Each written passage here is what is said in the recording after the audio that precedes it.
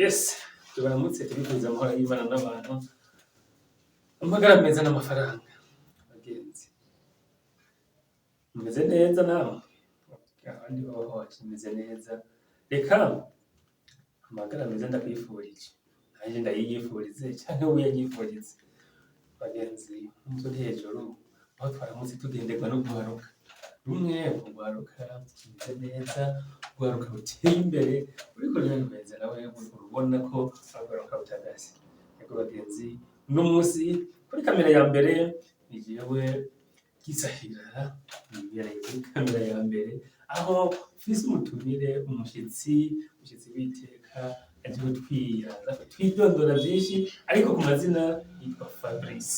Fabrice ubona ko ari umujene ameze neza, ariko akora ibintu bijanye n'ubuhinga, ibintu bijanye n'ubumenyi, vyinshi umenga abifisemwo ubumenyi. Reka tumuramutse, tumwifurize amahoro y'Imana, aza kutwidondora. Abariko baraturaba kuri kamera mwese murahawe ikaze kumviriza ikiganiro ciwe, ikiganiro kiryoshe cane. Turakuramukije Fabrice. Amahoro y'Imana abane namwe. Nk'uko bisanzwe wari wabivuze, amazina yanje nitwa Nibaruta Fabrice, nkaba mfise ubumenyi mu buhinga butandukanye. Baratubwiye neza ko amazina yiwe yitwa Fabrice Bimenyimana. Ego turamuhaye ikaze, karibu cane. Abariko baradukurikirana aha ni ku kinyamakuru King Media ciyemeje gukangurira bamwe mu guharuka kw'iterambere, ndetse si uguharuka gusa, uwo wese afise imigambi yokora. Rero Fabrice Manirakiza, ubuza kumva Fabrice Manirakiza, Fabrice Manirakiza ninde? Nk'uko bisanzwe Fabrice Manirakiza, nk'uko wari wabivuze ngo ndi umuhinga w'ibijanye, ndi umuhinga w'ibintu bitandukanye, mu bumenyi bw'ibintu bitandukanye. Hama je ikintu nize electromekanike, ndiga gukora amamoto, amakinga, ndugura imoteri, nkadandaza pièce de rechange. Okay, hatubwiye neza yuko Fabrice Manirakiza asanzwe ari umuhinga mu bijanye n'ikimekanike. Aho Fabrice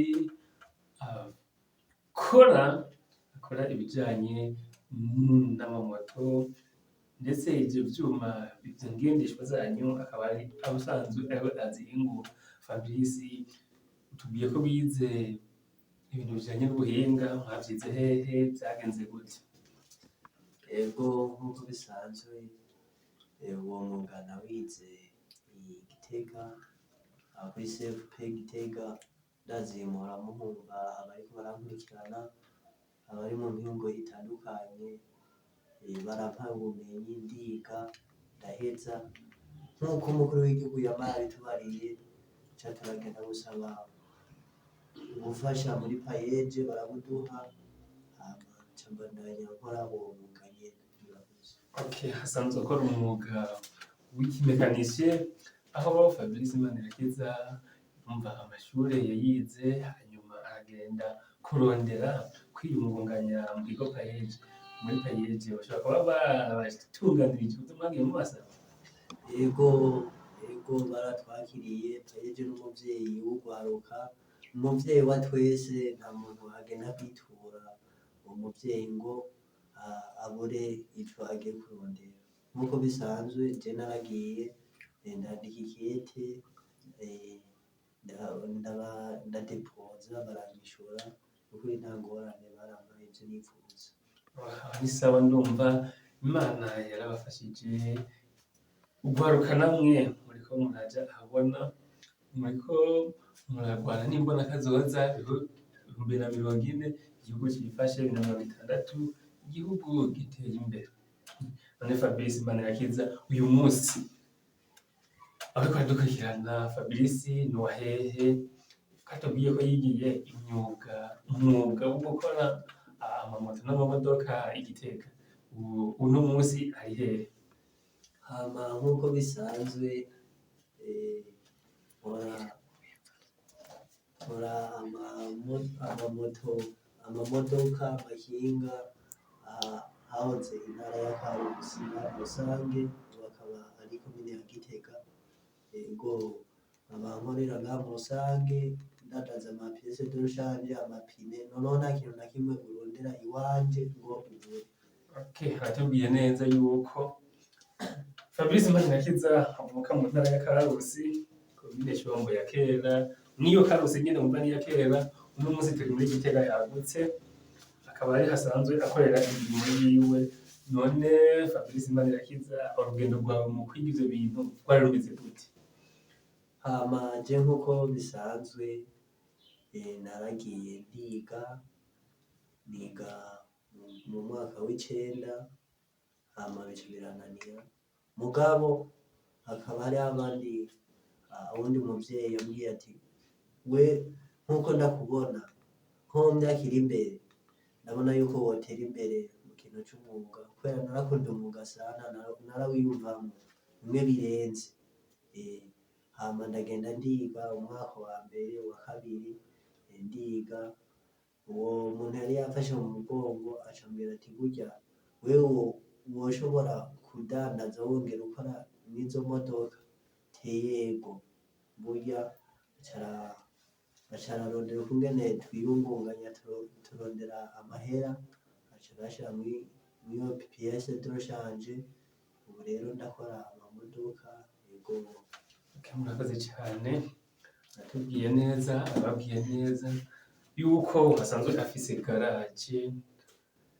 Rero murabe kaze mwige mwese muriko muramwumva, umujene mwamwiboneye, umujene akora ibintu atuje umutekano ntangere, akagushikiriza icuma cawe kimeze neza. Rero reka tumushimire kubona yatwitavye akaduha iki kiganiro akabasangiza ivyo nabashoboye. Rero uriko uradukurikirana tugukangurire gusangiza kino kiganiro abandi kugira ngo nabo ibi vyiza nibize biragushikira wenyene, hereza abandi nabo kugira ngo mudujane kw'iterambere twese, kuko ngo ninubakira etaje jewe nkayibamwo ndi hejuru naho ukiri munsi yanje uzocana imyotsi ndugiremwo, ariko twafashanye twese imyotsi ntizodugira muri jewe jenyene kuko nawe uzoba uri hejuru. Tugushimira cyane Fabrice, ariko nyimba atakajambo ka nyuma canke intererano ku rundi rwaruka rugenzawe rutabona ico gukora, rutabona iyo kuva niyo kuja, waruhanuriye? Hama murakoze, ndabashimiye ku kiganiro twakoranye, nuko mwahisemwo gutumira jewe mu bantu bose. Hama nk'ico nokangurira urwaruka gukura amaboko mu mpuzu dukore. Nimba uriko urubaka menya ko uriko urubaka, apana gufata umwuga ukawutesha ubusa. Nimba warize, hariho benshi twiganye mugabo batashitse kw'iyo ntambwe baca bagenda kwinywera ibimogi, sivyo? Urya mwanya wamaze uri kw'ishure genda wige, nimba wiga nimba ubishirako umwete genda wige hama ukore ivyo wigiye. Murakoze. Arahejeje kutubwira, ahejeje guhanura urwaruka, nyimba atakajambo ka nyuma wongerako turabashimiye cane. N'ubundi munsi hamwe twobitura mwogaruka mugasangiza inkuru nziza abariko baratumva. Yego, murakoze bahezagiye n'abariko baradukurikirana bose. Hama akajambo ka nyuma notekerera urwaruka, kura amaboko mu mpuzu dukore. Mureke kwinywesha ivyo bitabi, mureke kuzindurira mu marigara. Nimba ari isuka genda uhitane iyo suka yawe hama ugende gukora, ugende ku mugoroba wakoze. Murakoze cyane, Imana nibahezagire, tuzoba dusubira. Hasta la vista.